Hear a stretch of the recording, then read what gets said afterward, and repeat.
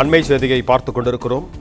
சென்னையில் ஸ்கூட்டி ஓட்டி முதியவர் மீது மோதி படுகாயமடை செய்த சிறுவன் கூர்நோக்கு இல்லத்தில் அடைக்கப்பட்டிருக்கிறான். அவனின் தாயார் காவல் நிலைய ஜாமீனில் விடுவிக்கப்பட்டிருக்கிறார்.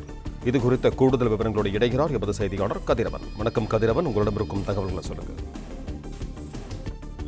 சென்னை சாலிகிராமம் காந்திநகர் பகுதியில் வசித்து வருபவர் சம்பத் 76 வயதான இவர் கடந்த 11ஆம் தேதி இரவு மார்க்கெட்டுக்கு சென்று விட்டு பொருட்களை வாங்கிக் கொண்டு சாலையோரமாக நடந்து வந்தபோது அதிவேகமாக வந்த இருசக்கர வாகனம் ஒன்று சம்பத்து மீது மோதி இருக்கிறது.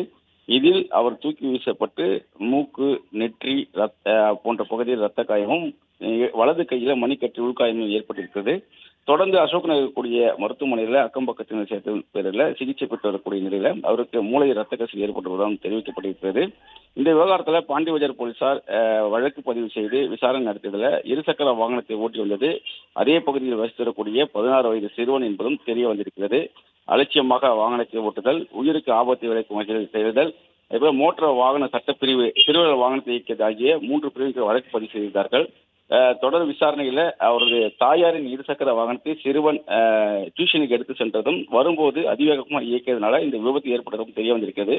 அதன் காரணமாக சிறுவனின் தாயார் ரேவதி நரசிம்மன் என்பவரை கைது செய்து காவல் நிலைய ஜாமீனில் விடுவித்திருக்கிறார்கள். அதே போல இருசக்கர வாகனத்தை ஓட்டி வந்த 16 வயது சிறுவனை கைது செய்து அவரை கூர்நோக்கு இல்லத்தில் அடைக்கக்கூடிய பணியில பாண்டிபஜார் போலீசார் ஈடுபட்டிருக்கிறார்கள்.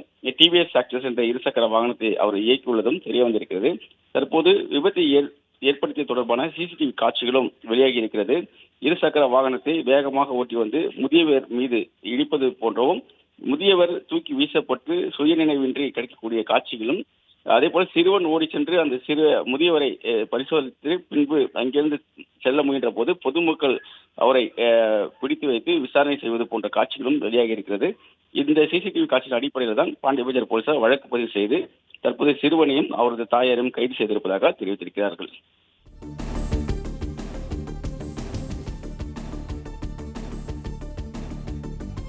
நன்றி கதிரவன், உங்கள் தகவல்களுக்கு. பிளே ஸ்டோர் மற்றும் ஆப் ஸ்டோரில் இருந்து பாலிமர் செயலியை QR கோடு மூலம் பதிவிறக்கம் செய்யுங்கள். செய்திகளை உடனுக்குடன் பெறுங்கள்.